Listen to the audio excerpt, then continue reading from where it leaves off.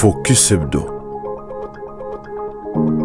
Du 26 janvier au 6 février 2026, l'action du ministère du Plan et de la Coordination de l'aide au développement s'est déployée sur plusieurs fronts. Activités diplomatiques, institutionnelles et actions de terrain ont rythmé cette séquence marquée par une même exigence, planifier avec rigueur, coordonner avec cohérence et agir avec impact. Sous le leadership du ministre d'État, ministre du Plan et de la Coordination de l'aide au développement Guylaine Yembo, les initiatives engagées durant cette période traduisent une volonté constante, celle d'accélérer la mise en œuvre des priorités du gouvernement et de rapprocher l'action publique des réalités du terrain. La dynamique débute le lundi 26 janvier avec une séance de travail avec le député national André Mouchongo, élu de Chikapa. Au centre des échanges, l'état d'avancement du programme de développement local des 145 territoires, les défis rencontrés sur terrain, les réponses opérationnelles à y apporter, mais aussi les rôles clés des partenaires dans le suivi et la mobilisation des ressources. Un message fort est alors réaffirmé, les PDL 145 territoires demeurent une priorité stratégique nationale appelée à réussir grâce à un engagement collectif, notamment celui des élus du peuple. Ce projet sur terrain, il y a eu des problèmes. Nous avons constaté que ça ne marchait pas. Alors j'ai décidé de venir voir le VPM qui porte ce projet dans son agenda et il m'a fait savoir les difficultés d'abord qu'a connu ce projet. Toutes mes questions ont été posées et répondues et j'ai reçu les informations, les réponses qui peuvent confirmer ici la continuité sans faille du PDL 145 territoires dans sa première phase. Et donc, nous avions personnellement, j'ai pris après les réponses reçues de monsieur le VPM, je souhaitais qu'il était important que nous, parlementaires, devenions des partenaires, accompagner ces projets. C'est réellement le projet qui peut développer le pays. Je me suis rendu compte que ces projets méritaient la priorité. Je ne vois pas un autre projet du gouvernement ici et mettre au second plan le projet PDL 145, que ce soit sa première phase et d'autres phases. Je décidais à ce qu'il faut accompagner ces projets, les soutenir, pour qu'ils réussissent. Le jeudi 29 janvier, le ministre d'État reçoit Albert Sefak, directeur pays de la Banque mondiale. Les échanges ont porté sur la mise en œuvre d'un nouveau cadre de travail orienté vers l'accélération des investissements structurants le long des corridors d'Inga, de l'Obito et du Centre-Est, dont l'objectif est de renforcer la coordination interministérielle, d'améliorer la maturité des projets et d'aligner davantage les priorités nationales avec les mécanismes d'appui des partenaires techniques et financiers. Alors, nous avons eu une excellente réunion avec son Excellence, Monsieur le ministre d'État, ministre du Plan.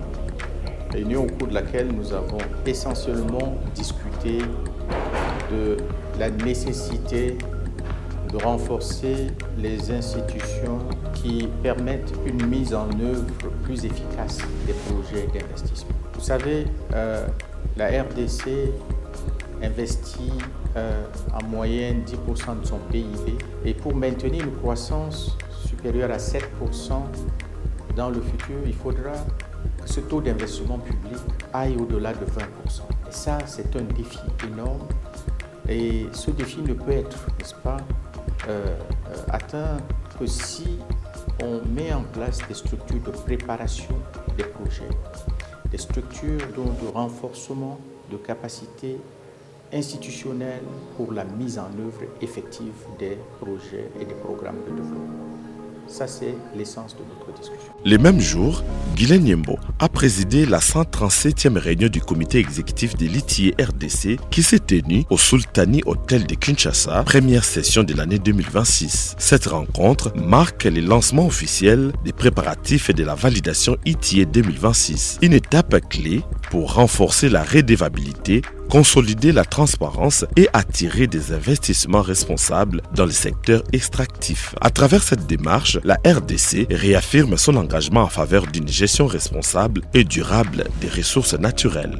Annoncer les plans de travail 2026 qui est aussi en ordre et la question de l'engagement du gouvernement qui a été aussi mis sur la table, qui a été discuté et réaffirmer la volonté du gouvernement de pouvoir continuer à soutenir cette structure qui est très importante pour nous parce que ce n'est pas le ministre de Mines aujourd'hui engagé dans les négociations avec les Washington qui va me contredire. Donc nous sommes avec cette structure, avec cet engagement du gouvernement de porter notre République haut et nous allons renouveler, en tout cas dans les cadres de la mandature de notre pays au Conseil d'administration encore de l'IT international pour que le pays reste un modèle pour les autres pays.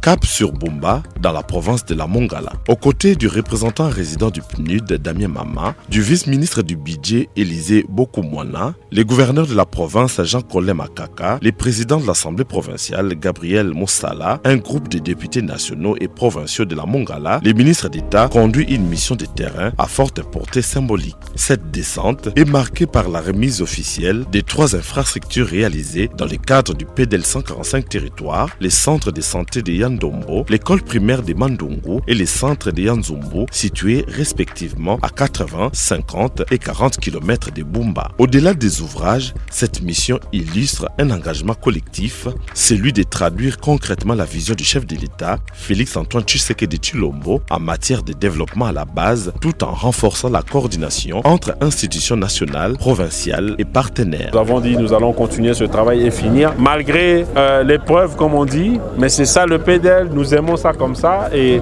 c'est un défi que nous avons choisi.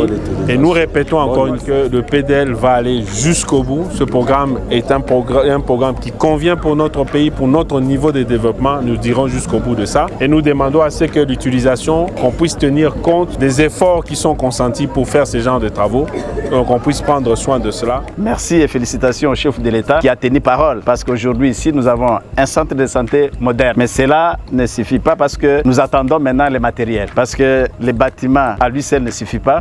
Nous allons suivre avec le ministère du Plan et le ministère de la Santé pour que très prochainement, qu'on puisse doter ces centres de santé de matériel. Il y a autant de projets d'investissement qui étaient concis, la modernisation, les 5 chantiers et consorts. Notre Mongala n'a pas été enrôlé. Mais avec l'avènement du président de la République, son Excellence Félix-Antoine Tshisekedi Tshilombo, déjà dans les premiers paliers du PDL 145 territoires, nous avons près de 40 infrastructures que nous allons gagner. Et nous espérons qu'avec le deuxième palier, nous en aurons encore beaucoup et ça sera quelque chose pour la contribution du progrès de notre jeunesse. De retour à Kinshasa, les échanges avec les coordonnateurs résidents du système des Nations Unies, Bruno Le Marquis, permettent de faire les points sur les priorités du cadre de coopération ONU-RDC. Au cœur des discussions, la préparation de la revue volontaire des objectifs de développement durable, l'emploi des jeunes, l'appui du PDL 145 territoires, la gouvernance minière et la gestion des risques. La République démocratique du Congo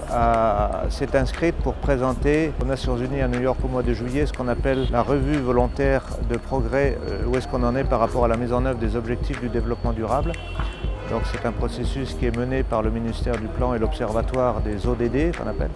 Et donc les Nations Unies sont là en appui. Donc on a aussi discuté des prochaines étapes par rapport à la préparation de ce rapport important qui pourra montrer aux États membres, au monde entier où en est la RDC dans la mise en œuvre des ODD. Ensuite on a parlé de plusieurs dossiers sur lesquels l'équipe Nations Unies travaille avec différentes institutions au niveau gouvernemental, notamment la question de l'emploi des jeunes, la question de la gestion des risques de catastrophes et la question de la gouvernance minière. Ce sont trois domaines dans lesquels on est en train de préparer des programmes, des offres programmatiques, etc.